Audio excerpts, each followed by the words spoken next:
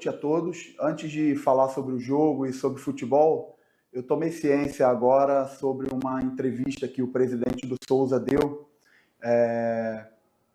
me acusando de injúria racial, de forma mentirosa, tá? Ao longo da minha trajetória, eu jamais procedi dessa forma, nunca irei proceder dessa forma, tá? Eu tenho respeito pelo jogador do Souza que foi expulso.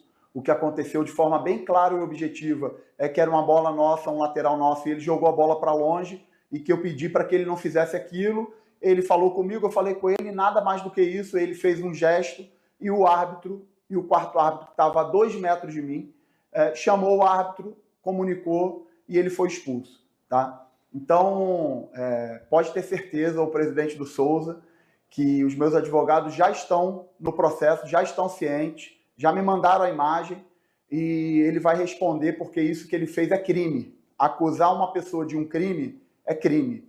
E pode ter certeza que ele vai responder por isso, pela irresponsabilidade dele de ter falado isso publicamente. Mais uma vez, falar do meu respeito pelo jogador do Souza, aquilo que aconteceu no campo foi coisa de futebol, tá? Nada mais do que isso, tá? Agora, o presidente do Souza não tem o direito de falar mentira e de acusar de forma mentirosa o que ele fez com relação a mim. Então, ele vai responder de forma jurídica sobre as atitudes dele, sobre as acusações dele com relação a mim.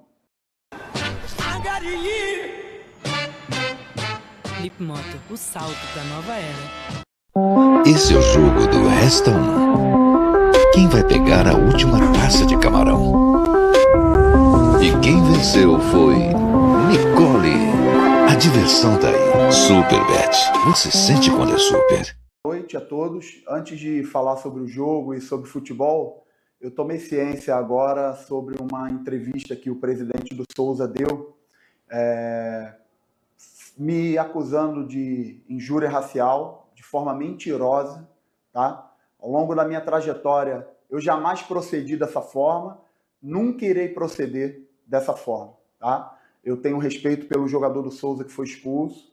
O que aconteceu de forma bem clara e objetiva é que era uma bola nossa, um lateral nosso, e ele jogou a bola para longe e que eu pedi para que ele não fizesse aquilo. Ele falou comigo, eu falei com ele, nada mais do que isso. Ele fez um gesto e o árbitro, e o quarto árbitro, que estava a 2 metros de mim, chamou o árbitro, comunicou e ele foi expulso. Tá? Então, pode ter certeza, o presidente do Souza, que os meus advogados já estão no processo, já estão cientes, já me mandaram a imagem e ele vai responder porque isso que ele fez é crime. Acusar uma pessoa de um crime é crime.